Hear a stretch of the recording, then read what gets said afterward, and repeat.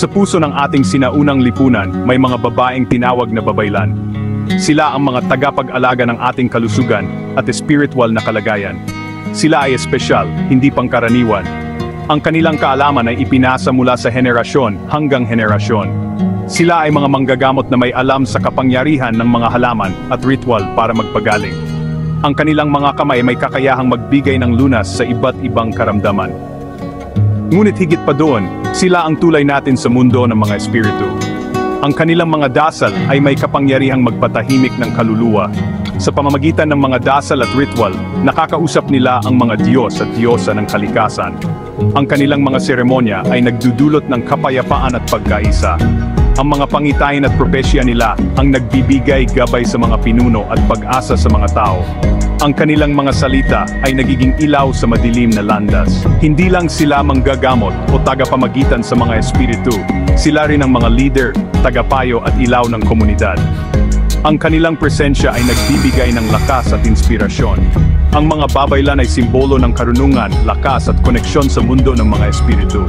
Sila ang mga tagapag-ingat ng ating kultura at tradisyon, at ang kanilang mga kwento ay patuloy na nagbibigay inspirasyon sa atin hanggang ngayon. Ang mga ritual at paniniwala ng mga babaylan ay nagpapakita ng kanilang malalim na koneksyon sa kalikasan at sa mundo ng mga espiritu. Ang kanilang mga gawain ay hindi lamang simpleng tradisyon, kundi isang paraan ng pamumuhay na nag-uugnay sa kanila sa mga puwersa ng kalikasan at sa mga nilalang na hindi nakikita ng karaniwang mata. Sa pamamagitan ng mga awit, sayaw at dasal, ipinaparating nila ang kanilang mga kahilingan at pasasalamat sa mga Diyos at Diyosa. Ang bawat galaw at tunog ay may kahulugan, at ang bawat ritual ay isang sagradong komunikasyon sa mga makapangyarihang nilalang na ito. Gumagamit sila ng mga halaman, bato, at iba pang elemento ng kalikasan sa kanilang mga ritual. Ang mga halamang gamot ay hindi lamang para sa pisikal na kagalingan, kundi pati na rin sa espiritual na kalusugan. Ang mga bato at iba pang natural na elemento ay pinaniniwalaang may sariling enerhiya na tumutulong sa kanilang mga seremonya. Naniniwala sila sa maraming Diyos at Diyosa na may kanya-kanyang kapangyarihan, tulad ni Bathala, ang pinakamataas sa lahat, at ang mga Diyos ng araw, buwan, hangin, at iba pa. Ang bawat Diyos at Diyosa ay may natatanging papel sa kanilang buhay, nagbibigay ng gababay at proteksyon sa iba't ibang aspeto ng kanilang pamumuhay. Naniniwala rin sila sa mga espiritu ng kalikasan, tulad ng mga diwata, engkanto, at kapre. Ang mga nilalang na ito ay pinaniniwalaang nagbabantay sa kalikasan at nagbibigay ng mga palatandaan at babala sa mga tao. Ang mga ritual ng mga babaylan ay ginaganap sa mga banal na lugar tulad ng mga yungib, bundok, at malalaking puno. Ang mga lugar na ito ay pinaniniwalaang may malakas na enerhiya na nagpapalakas sa kanilang mga seremonya at nag-ugnay sa kanila sa mga espiritu.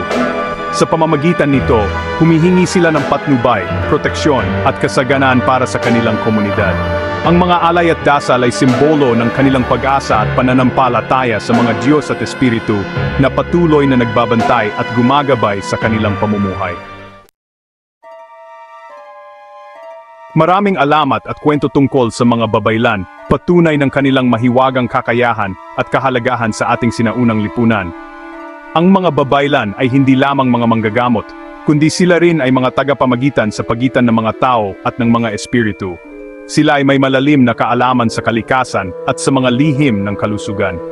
Kilala ang kwento ni Mariang Makiling, isang magandang diwata na tumutulong sa mga tao at nagbabantay sa bundok Makiling. Siya ay isang halimbawa ng diwata na may malasakit sa kalikasan at sa mga tao.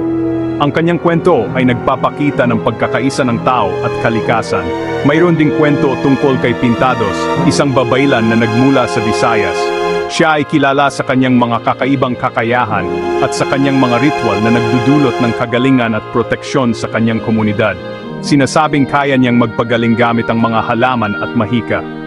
Ang kanyang kaalaman sa mga halamang gamot ay ipinasa mula sa henerasyon hanggang sa henerasyon na nagpapakita ng yaman ng ating kultura at tradisyon.